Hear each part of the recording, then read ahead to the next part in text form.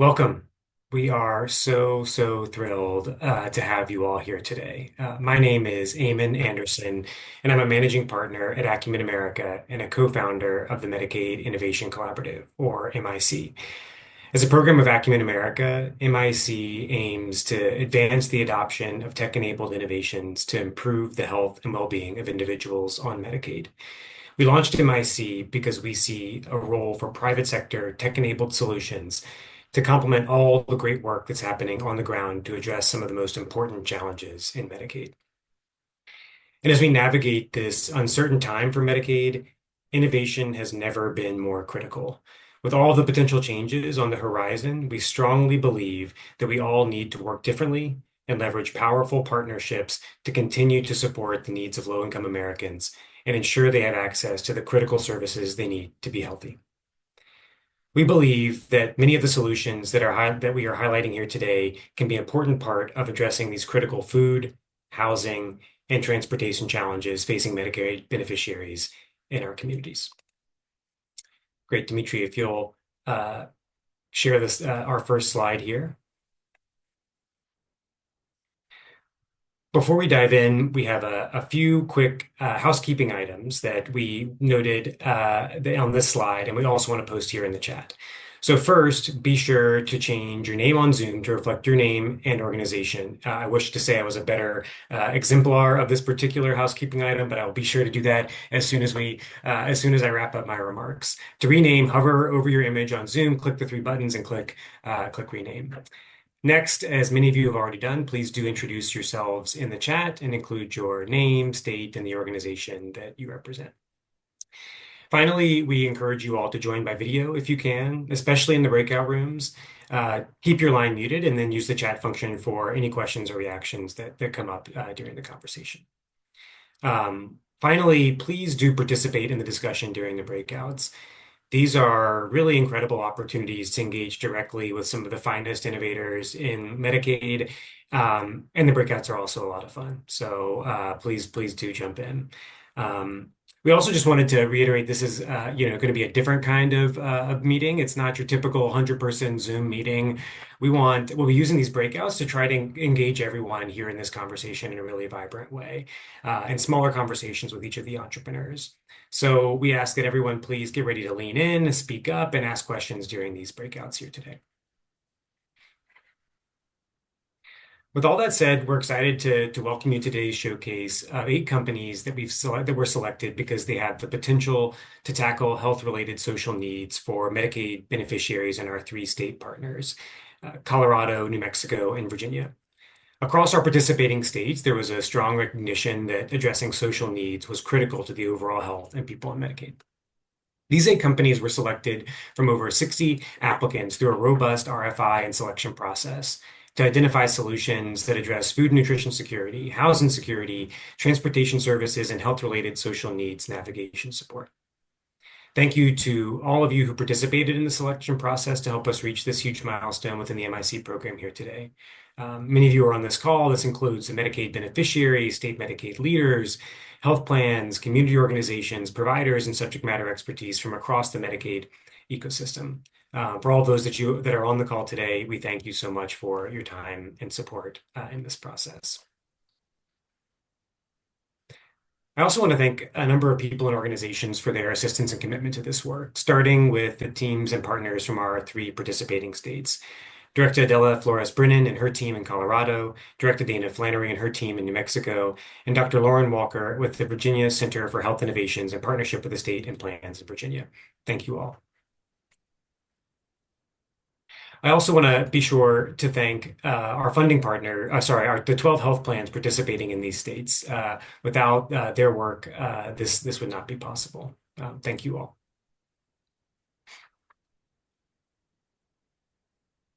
And there we go. Beautiful health plan partners. We are sincere gratitude. Your participation is absolutely critical here. And then do finally want to thank our funding partners here as well. Common Spirit, Hope Lab, Helmsley Charitable Trust, Schmidt Futures, and the Digital Harbor Foundation Public Benefit Innovation Fund. Thank you to all these partners. We could not do this work without you. Now, I'd like to hand it over to my colleague and the executive director of the Medicaid Innovation Collaborative, and the magician who makes all of this magic possible, Vinu Alek. Over to you, Vinu. Great. Thanks, Damon. I've never been called a magician before, so I really appreciate that. So I wanted to send my thanks to all the people who have contributed to getting us here today, with a very special shout out to both Maggie, Drew, and Madhu Gupta from our MIC team. So thank you for helping put this all together. It's been a fun journey, and we're just beginning that process. So in this chat, we're sharing a link to the welcome packet. You should have received this last week and also a couple days ago. The packet provides more details on the companies, the presenter, and will be a good reference document for you today. I'm hoping you get a chance also to watch the short videos that were embedded in that welcome packet, because that will give you a sense of a little more detail about each of the innovators that you're going to be seeing today. So our program is divided into three main parts. First, you're going to hear briefly from our Medicaid leaders from our partnering states, Colorado, New Mexico, and Virginia. They're going to share a little bit about why addressing social needs through innovation is important to the work in their states, particularly in this moment. We'll then hear brief elevator pitches from our 8 selected companies. So I think that'll be an opportunity to just hear an overview of each of the solutions. And then finally, we'll head into a series of 4 breakout room sessions that'll allow you to have in-depth conversations, ask the questions that you wanted to ask with the finalists, and explore potential partnership opportunities.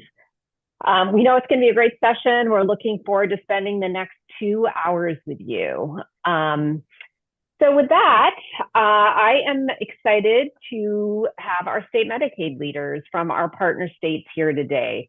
We're going to hear from Director Adela Flores-Brennan, who is the Medicaid Director and Director of the Healthcare Policy Office at HCPF, which is the Healthcare Policy Financing in Colorado. Then we're going to hear from Director Dana Flannery from the Healthcare Authority in New Mexico, and we'll end with Dr. Lauren Walker from the Virginia Center for Health Innovation in Virginia. So with that, I would love to start us off with Adela, if you wouldn't mind sharing some thoughts. Welcome. There we go. Can you hear me? Yes. Thanks. Great. Hi, everyone. Thanks so much to Vinu and everyone at the Medicaid Innovation Collaborative for inviting Colorado to participate with you this year. I am dialing in from the National Association of Medicaid Directors Conference, along with my colleagues who are here. And we have spent a lot of time the last couple of days talking about the potential for changes, and also how we are just carrying forward with our missions as Medicaid programs and Medicaid directors. So given that there is a great deal of change on the horizon, the potential for disruption, I think now more than ever, we need this opportunity to think about how we're innovating in this space. Our members continue to need healthcare. They continue to have social needs that we need to meet. And as we look at change and disruption down the horizon, I think it's ever more important that we think about how we innovate so that we can continue to provide these resources and to connect Medicaid to our community organizations and connect our members to the services that they need so much. So I really appreciate all of the different companies that were able to provide proposals, and it was really interesting to see all of the different ways that people are proposing to help meet these needs, and I'm looking forward to seeing the outcomes from today. Thank you. Great, thank you so much, Adela, and agree, this is a time where innovation is even more critical than it's been for Medicaid. So I would love to now invite Director Dana Flannery from New Mexico to share a few words from New Mexico. Or actually, you're not in New Mexico, but Yeah, I'm actually in Chicago, in a couple Chicago with hours up Adela. from Adela. But thanks so much, everyone. Good morning and good afternoon, depending on where you're at in the country today. Thanks for having me here. I'm Dana Flannery, and I am the Medicaid Director in New Mexico. And, to echo Adela's comments, it is such an uncertain time. And it is very easy to get distracted right now. And I'm very excited for the conversation today where we are not distracted and where we are focusing on the humans that we're here to serve. Because one thing that's not changing throughout all of the federal noise, throughout all of the changes, is the humans that we serve and the needs that they have. There's no one that's going to not need a roof over their head. There's no one that's not going to need to get to go to the services that they need. There's no one that's going to stop needing to eat. That's not changing. And so the work that we're here to talk about today is about not only doing that amazing work, but thinking about it from that member vantage point. How do we make it easier? And so second to members, I always think about the providers. And so we are bringing new providers into this space to do this good work. However, maybe they're not a traditional, what we think of as a Medicaid provider. And so how do we make that come into this circle, come in and serve these individuals an easier pathway for them and something that's more palatable? And I think that's what innovation really is here to do, is to make that easier for all the users involved. And then I think for all of our states, there is a huge partnership. We always talk about Medicaid as a state and federal partnership. But that partnership and that responsibility and that mission carries on throughout our managed care organizations as well. So our health plan partners really do need to coalesce around this mission of looking at health-related social needs and how we're here to serve. And so as we navigate uncertainty, I'm very excited for us to hear from all of the good work that really looks to leverage our local action that we have going on in our state and really acknowledging that and make it easier for everyone to navigate. So thanks for having us, and thanks New Mexico MCOs for being here today. And just one other point I would make, this is my second go round through this innovation collaborative because I got to do it in another state and I still get to see the benefits of that through my colleagues that remain in that state every single day. And so I've kind of seen this from start to finish, and I really believe in what it can do. So thank you all for being here and spending your time this way. Thank you so much, Dana. And I appreciate that you've seen the MIC process all the way through and have seen the value. So really appreciate that. And we do have some of the states who participated in last year's session here as well. So excited to see the community of people touched by MIC broaden.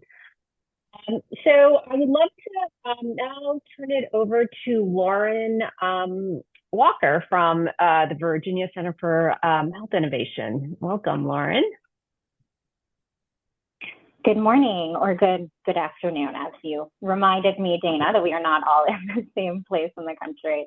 I wanted to again kind of echo what both our other partners have been saying, but let me just first kind of briefly introduce myself. Lauren Walker, I'm the Chief Strategy Officer for the Virginia Center for Health Innovation.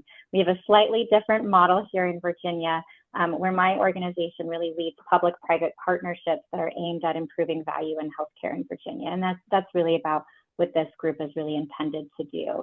And through that, we are partnering with our awesome partners at the MCOs, the Medicaid MCOs, with Anthem, Humana, Sentara, and Aetna. So thank you all for all of those partners for being here. But we're also partnering with the General Assembly, where we also have representatives from our state legislature here.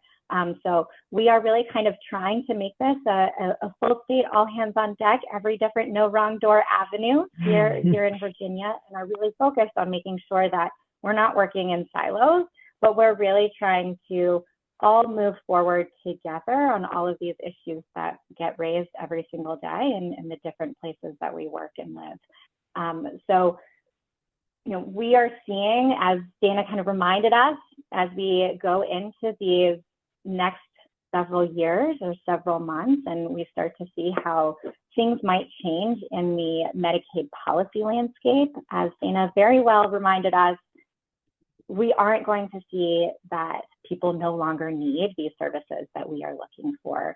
And so as we are starting to think through what our goals here are, my goal really for our group here in Virginia is to really think through how we can leverage each other, how we can really work collaboratively to make sure that we are kind of starting to think outside the box and address food, address housing, transportation, all of the other types of options that we might be able to look at to see how can we best leverage each other, because we know that we're all trying to solve these problems already. What can we do together now, and really start to think outside the box? And I will just add to that, I think the other piece of this is, building trust, not just through our own partnerships and collaborations, but with our members. That's really what this is about, is that as we start to work towards some of these other, non-traditional healthcare types of services, a big piece of that is helping our members to build trust in us as a state and trust as you all as Medicaid MCOs.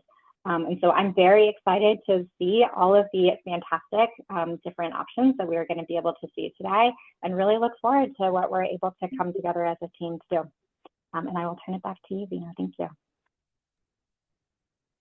Great. Thanks, Lauren. And thanks to all of you for grounding us today and why we're here. And even though the environment is feels a little more challenging, reminding us of the importance of these needs aren't going away. And I also wanted to give a shout out to our Consumer Advisory Board, who's been really guiding our process, and a lot of those members are also here today. So we'll also have an opportunity in the breakouts to hear the questions that people on the ground and people who are receiving these services, the kind of questions they have. So thanks again, and all the support you've given to the 2025 Health-Related Social Needs Innovation Showcase. So now we are going to switch to our elevator pitches. So this is the fun part where we get to start hearing from our 8 selected solutions. Each of the finalists have developed some really innovative product solutions across food and nutrition security, housing affordability and access, transportation services, and health-related social needs navigation services. So we're going to have an opportunity to hear from all these companies. As you listen to the presentations and then participate in the breakout discussions, we encourage you to ask questions. These are the questions that will help you determine whether there are companies that would be suitable partners or collaborators in your state. Ask the questions that you need to understand, like how it'll actually address the needs in your communities, the pain points that you're seeing. It's really your chance to go deeper than just hearing, the high level pitch, but then taking that and getting at those questions that you need to answer in your own minds to be able to move forward.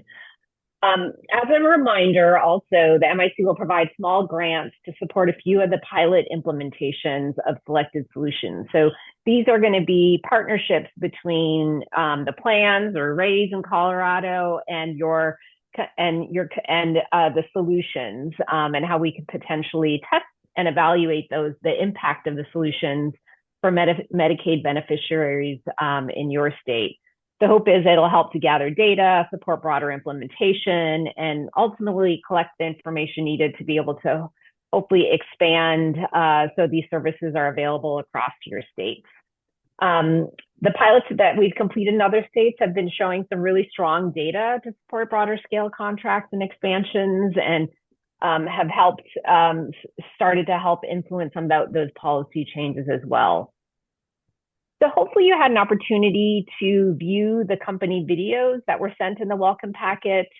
And as you are listening to the pitches, we encourage you to have that welcome packet handy and open so you can learn more about the organization and their presenter.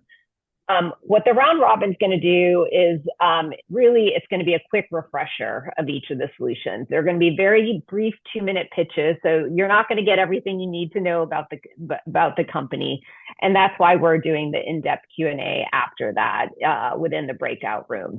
So we're going to hold off on asking questions during the pitches, but know that you will have time to do that when we break out. So as you see, you'll be hearing from in the food and transportation from Bento, Farm Box, and Tangelo in that order. We'll then move to housing solutions, where we'll hear from Samaritan and Upside. Then move to transportation with Kaizen Health and Round Trip. And we'll close out with hearing from a health-related social needs navigation service, ThriveLink. We're going to strictly follow the 2-minute cutoff.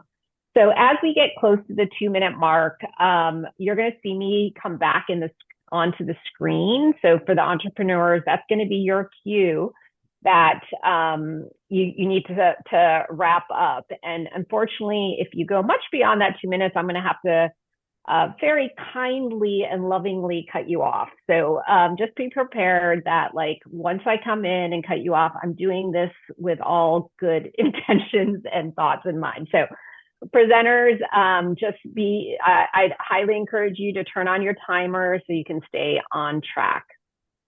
So on the next slide, we're going to start with the food and nutrition security solutions. And as I mentioned, Bento, Farm Box RX, and Tangelo are the three solutions we're going to hear from.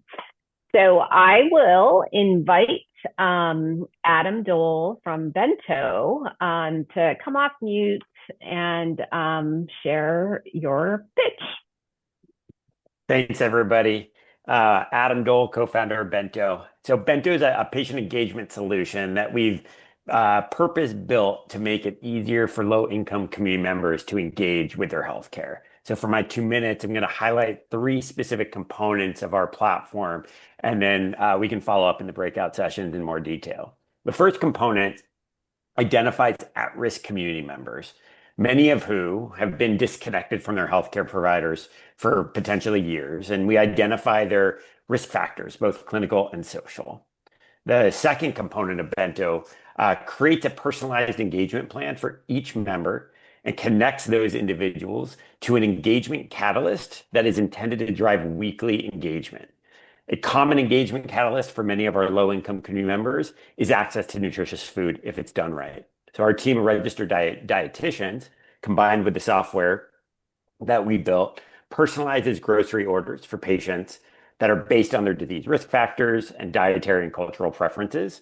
And between our software and our partnerships with national, regional, and local grocery stores, we're able to curate grocery orders that are made up of all the items from a grocery store that support our members' disease risk factors. So that means access to lean proteins such as chicken, fish, tofu, fresh fruit, produce, shelf-stable goods, and even things like olive oil, spices, and pantry items. These are then delivered to our members' preferred address in a stigma-free way because they're not branded with Bento. They're branded with whatever the retailer is that is making that delivery. The third component of the Bento engagement platform is once trust and consistency has been established, we leverage our care navigation capabilities to engage members in their health plan resources. This could be access to primary care. This could be access to disease management programs, and we want to make sure that they're getting engaged in all of those things. Thanks, everybody. Great. Thanks, Adam. And thanks for staying right on time. I appreciate that. Okay, so that was Bento. And now we are going to transition to Megan David from FarmBox. Great. Hi, Meg. Hi, everybody. How's it going? Good. So for those of you who are not familiar with FarmBox RX, I'd like to introduce us as a food as engagement solution. While food as medicine is always going to be a core component of our backstory and who we are, we actually take a engagement model so that we can inspire behavioral change and increase rates of compliance with preventative screenings in order to enable our plan partners to offer medically appropriate food delivery at scale to their membership population. We can go ahead and skip forward to the next slide. And the next slide, because we only have 2 minutes here. The way the FarmBox RX program comes to life for your membership is really through three core components where we have a omni-channel approach to member communication, where we're able to leverage our US-based contact center to do telephonic outreach as well as digitally enabled outreach via email and SMS marketing, as well as inbox print communications. Those materials are going to be condition specific, culturally relevant, and linguistically appropriate, based on the population of individuals entering our programs. And that's all going to show up to their doorstep in a box of medically appropriate foods. I like to say that we're in every aisle of the grocery store, except for dairy and eggs. So we have our flagship Legacy Fresh Produce box, which we actually have shipped into every state represented on this call today, with managed care organizations. We have a full national scale where we're able to ship to all 50 states, including reaching some of those hard to get to rural communities. So we've got our legacy fresh produce boxes. We also have better for you shelf stable pantry goods, frozen lean proteins, and then our medically tailored meal offerings. I can go to the next slide.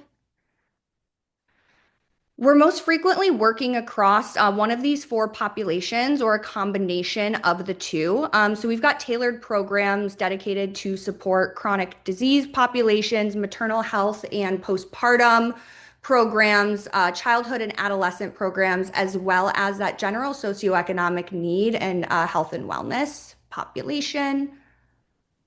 Skip forward.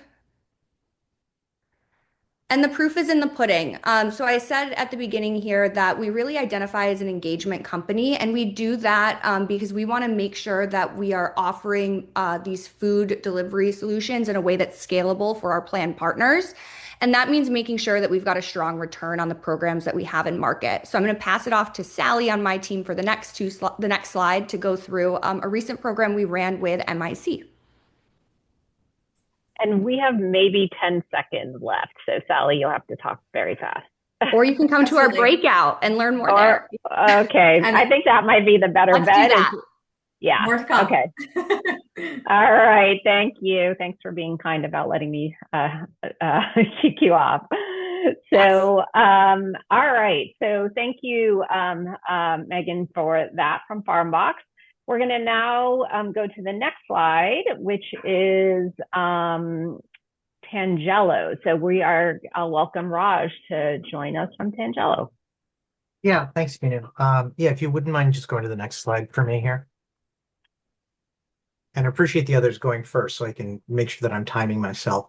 Tangelo is probably the most traditional food as medicine provider of the folks that you've heard today.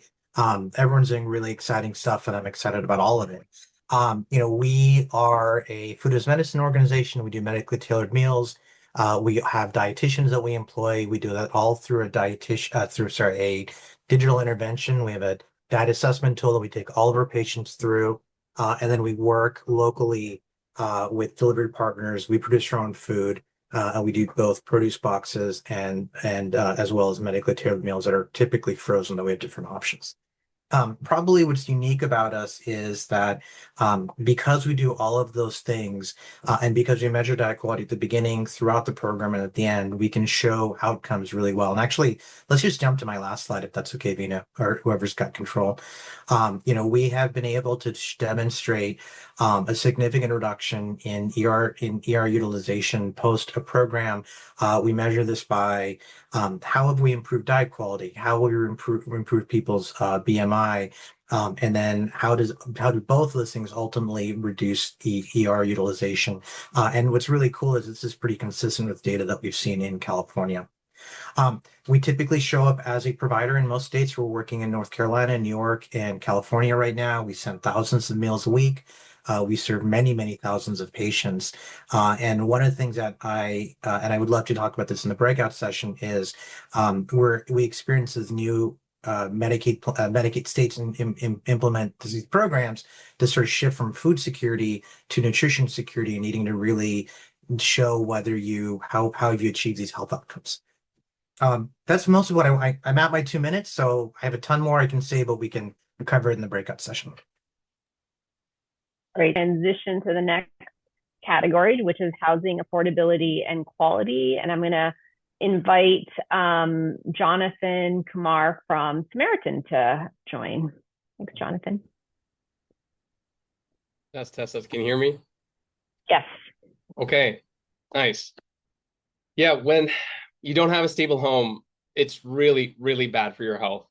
When you're exposed to the heat, to abuse, to a lack of sleep, it's just about impossible to take the difficult, consistent action steps needed to attain stable housing, income, and health. You see it on the streets of your cities every day and in every hospital and ED. Next slide. Samaritan is an engagement platform that helps people access financial and social support to complete the action steps necessary to reach housing, income, and health goals within 12 months. We work with health plans and health systems who designate a target population to get connected to Samaritan. From there, we equip existing frontline care teams to use Samaritan to engage this population. Folks get to share life goals with the care teams and then start getting direct funding under the fancy card you see on the right there, and social support for taking action steps towards those goals. It could be $5, $10, $20 plus text messages of support for submitting a job application, showing up for a meeting, making it to the clinic this week. Members can use the funds with their caregiver for things like footwear, bus fare, debt payoffs, or just to keep a cell phone on the grid. Over time, this raised engagement with appropriate care and better addressed needs has led to life-changing outcomes. Kaiser Permanente's research group found that Samaritan has helped nearly quadruple care plan completion rates, reduce ED visits by 21%, and lower cost of care by up to 54% compared to matched populations, with the care teams giving the platform top marks for the impact it's had on their work. These outcomes have helped us partner with Elevance, Molina, Humana, Aetna, Centene, and other regional partners in Washington, California, Kentucky, Maryland, and New York.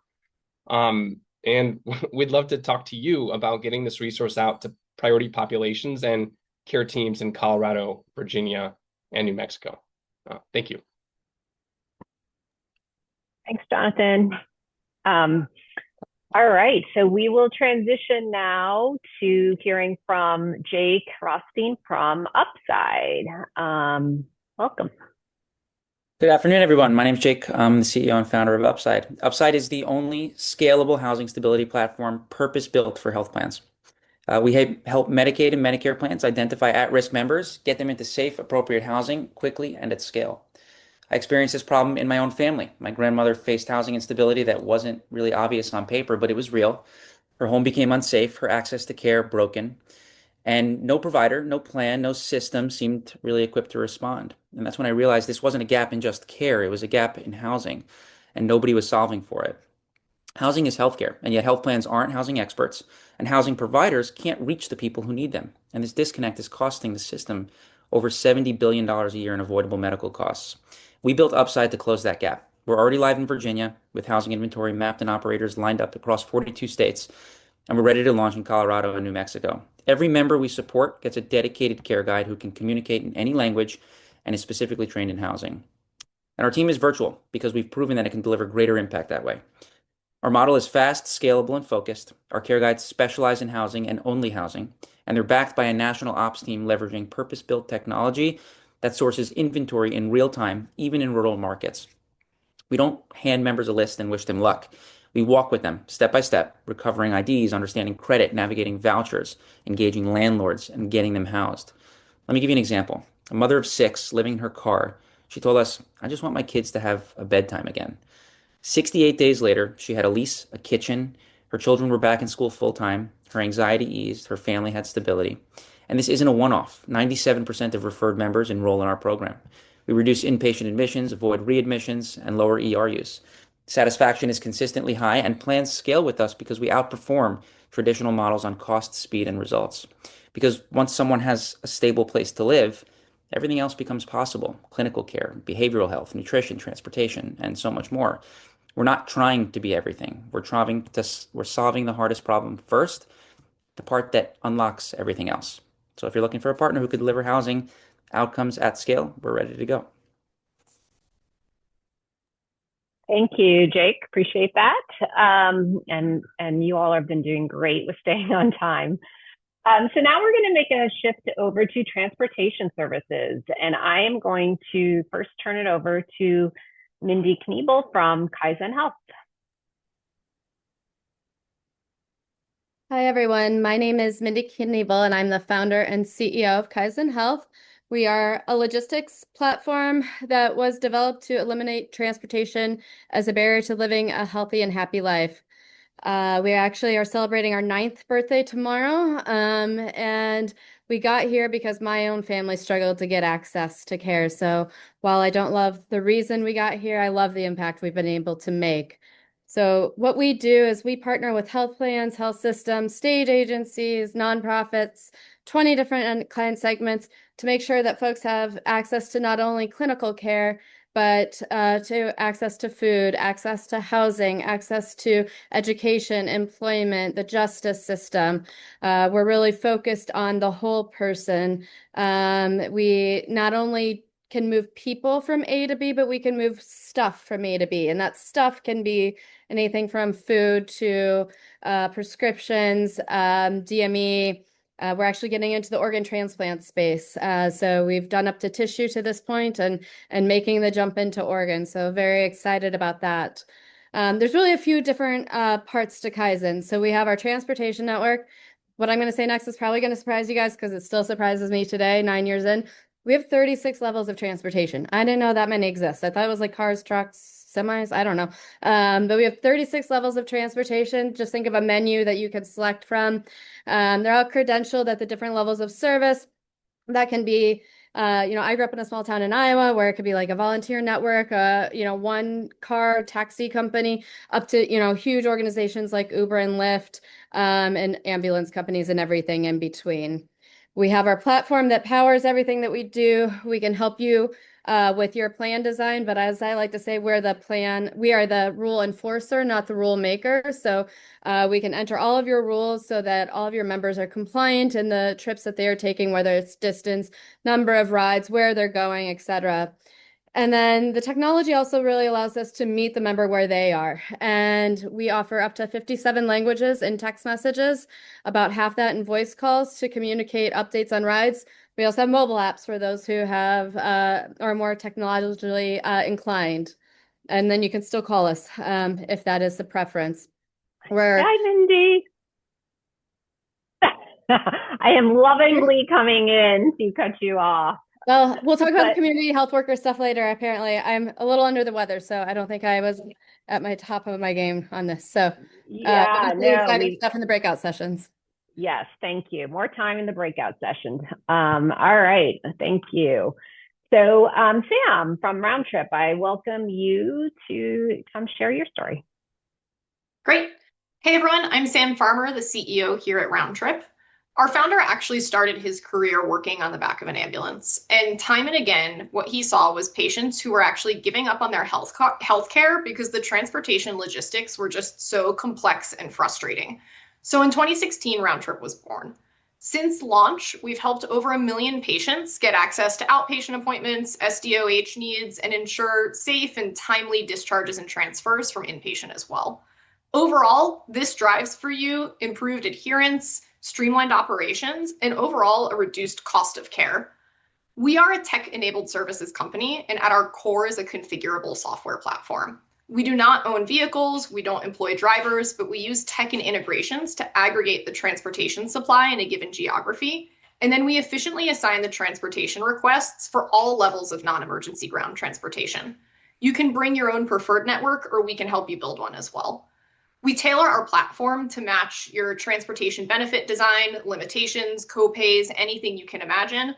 And we've got booking options for patients and members to book directly, as well as for facilities and care teams to schedule on behalf of members. Plan staff will have access to on-demand reporting covering all sorts of metrics and satisfaction information. We've got best-in-class fulfillment, industry-leading low grievance rates, and wrapped around all of this is a 24/7, 365 navigation center that is on call to help members book rides, troubleshoot issues, or just provide support as needed. Our customers include health systems, ACOs, Medicaid, Medicare Advantage plans, paratransit organizations, some in the states that are represented here, And our team has expertise not only on the ins and outs of building and designing a transportation benefit, but all the workflows that health systems are using to coordinate and ensure access to care for patients. So this positions us really not only just as a vendor, but a data-driven thought partner in tackling some of the hardest logistical challenges in healthcare. We're super excited to see you in our breakout sessions and dig deeper into how we partner, and looking forward to chatting.